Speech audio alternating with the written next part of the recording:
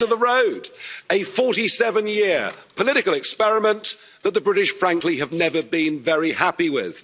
My mother and father signed up to a common market, not to a political union, not to flags, anthems, presidents, and now you even want your own army.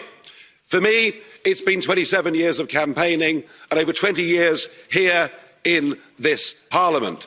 I'm not particularly happy with the agreement we're being asked to vote on tonight, but Boris has been remarkably bold in the last few months, and Ms von der Leyen, he's made it clear, he's promised us there'll be no level playing field. And on that basis, I wish him every success in the next round of negotiations, I really do.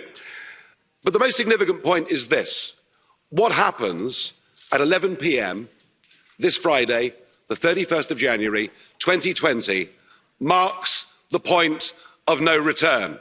Once we've left, we are never coming back, and the rest, frankly, is detail. We're going, we will be gone.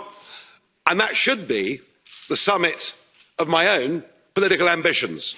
I walked in here, as I've said before, you all thought it was terribly funny. You stopped laughing in 2016. But my view has changed of Europe since I joined. In 2005, I saw the constitution that had been drafted by Giscard and others.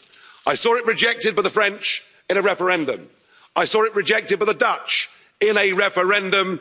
And I saw you in these institutions ignore them, bring it back as the Lisbon Treaty and boast you could ram it through without there being referendums. Well, the Irish did have a vote and did say no and were forced to vote again. You're very good at making people vote again, but what we've proved is the British are too big to bully, thank goodness.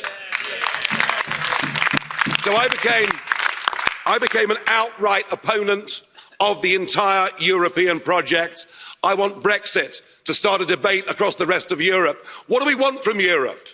If we want trade, friendship, cooperation, reciprocity, we don't need a European Commission. We don't need a European Court. We don't need these institutions and all of this power. And I can promise you, both in UKIP and indeed in the Brexit Party, we love Europe. We just hate the European Union. It's as simple as that. So I'm hoping this begins the end of this project. It's a bad project. It isn't just undemocratic, it's anti-democratic, and it puts in that front row. It gives people power without accountability. People who cannot be held to account by the electorate. And that is an unacceptable structure. Indeed, there's an historic battle going on now across the West, in Europe, America, and elsewhere. It is globalism against populism.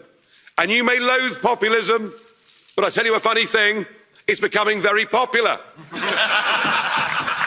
And it has great benefits. No more financial contributions, no more European Court of Justice, no more common fisheries policy, no more being talked down to, no more being bullied, no more Guy Verhofstadt. I mean, what's not to like? I know you're going to miss us. I know you want to ban our national flags, but we're going to wave you goodbye. And we'll look forward in the future to working with you as sovereign. If you disobey the rules, you get cut off. Could we please remove the flags? Mr. Farage, could we remove the flags, please? Well, that's it. It's all over. Finished.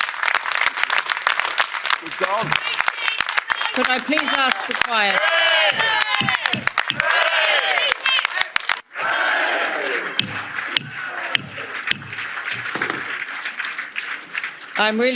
Please sit down, resume your seats, put your flags away, you're leaving, and take them with you if you are leaving now. And